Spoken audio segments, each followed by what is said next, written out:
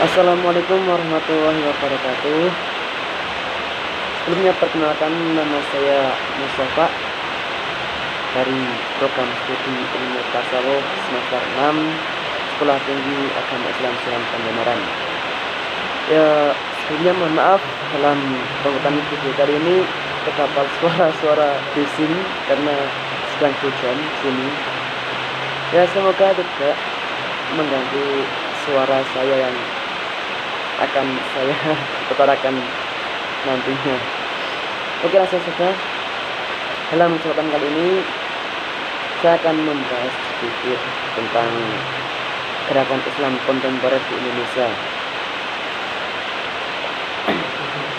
Oke, langsung saja.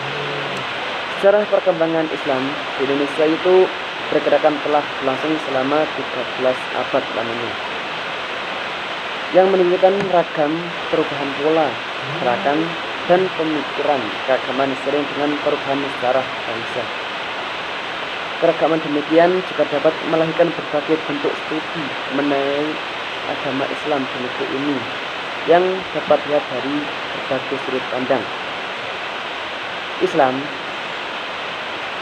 juga dilihat dari perkembangan sosial bapaknya. Hampir dalam setiap periode terdapat model-model gerakan umat Islam sebagaimana terjadi pada zaman atau periode modern dan kontemporer yang mengalami perubahan dengan pesat ini. Gerakan modern Islam, asal-usul dan perkembangan. Pembaruan dalam Islam atau gerakan modern Islam merupakan jawaban yang ditujukan terhadap krisis yang dihadapi umat Islam pada masanya. Memasuki abad ke-20, dinamika Islam di Indonesia dijalani dengan muncul dan berkembangnya corak baru wacana dan pemikiran Islam yang biasa disebut banyak ahli sebagai modernisme Islam. Kemunculan corak baru wacana ini tidak terlepas dari perkembangan pemikiran dari Al-Afghani, terus Muhammad Abduh, Rashid Ridho, dan lain-lain. Pemikiran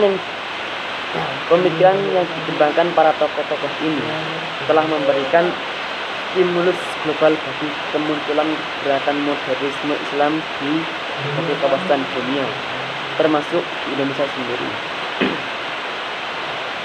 Bermula dari pembaruan pemikiran dan pendidikan Islam di Minangkabau itu pertama, yang disusul oleh pembaruan pendidikan yang dilakukan oleh masyarakat Arab di Indonesia. Ada lagi terus kebangkitan Islam semakin berkembang membentuk organisasi sosial keagamaan seperti Serikat Dagang Islam SDI di Bogor pada tahun 1909 dan di Solo 1911. Perserikatan Ulama di Majalengka, Jawa Barat, dan Solo. Terus ada lagi Muhammadiyah di Yogyakarta pada tahun 1912. Terus Persatuan Islam Persis Bandung. Tidak lupa dengan Nahdlatul Ulama atau NU di Surabaya berdiri tahun 1936 dan lainnya. Masih banyak lagi.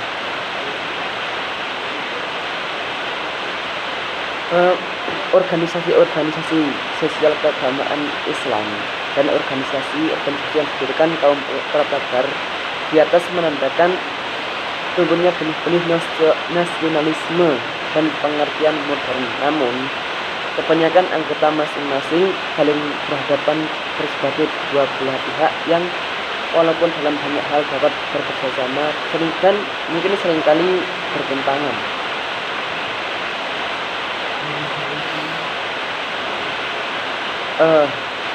Terus gerakan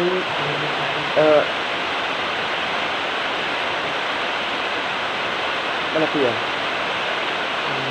Selain itu, peranan dari Departemen Agama yang telah banyak berjasa dalam membantu dan mendorong kebangkitan Islam tidak boleh dilupakan. Dengan mendirikan beberapa institut Islam seperti universitas banyak sekali lah. Bahkan dengan agama itu berperan dalam membina madrasah dan pesantren-pesantren yang ada di seluruh wilayah Nusantara ini. Kita juga tidak bisa mengabaikan kebijaksanaan dari pemerintah yang telah membentuk Majelis Ulama Indonesia yang bisa dikatakan sebagai suatu forum pemersatu umat Islam di Indonesia. Aspirasi-aspirasi umat termasuk aspirasi politik juga bisa tersalurkan melalui lembaga ini, yaitu MUI.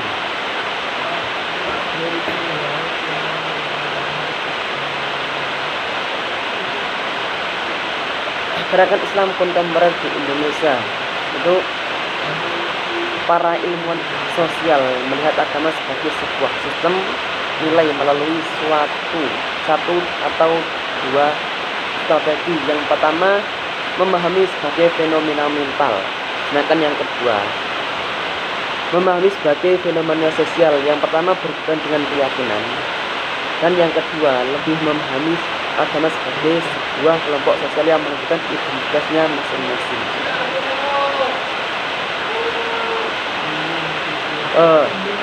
Selanjutnya, adapun ciri-ciri yang diidentifikasi sebagai gerakan Islam itu ada 9.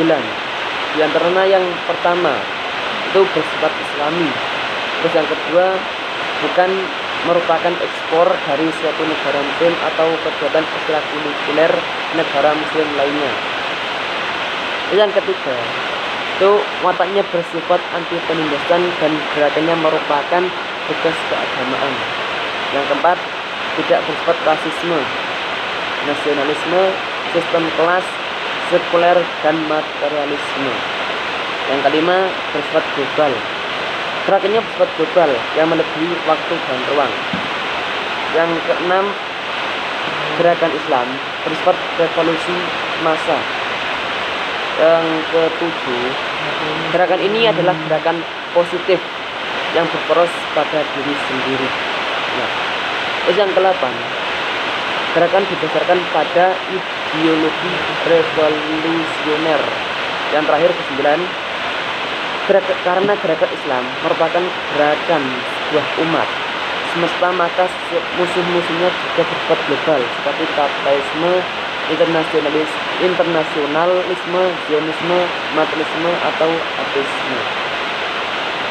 Yaitu ciri-ciri yang diberikan sebagai gerakan Islam di negara.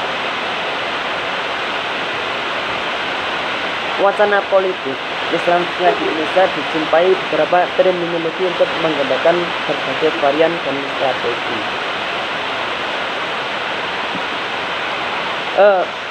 Mungkin itu saja yang dapat saya sampaikan, karena ada teman yang mengganggu. Intinya mohon maaf apabila dari tadi dalam penyampaian ada banyak salah, baik dari ucapan saya atau tingkah saya yang kurang berkenan di hati pemirsa. Saya mohon maaf yang sebesar-besarnya. Kurang lebihnya mohon maaf dan terima kasih atas waktunya. Assalamualaikum warahmatullahi wabarakatuh. Sampai jumpa kembali.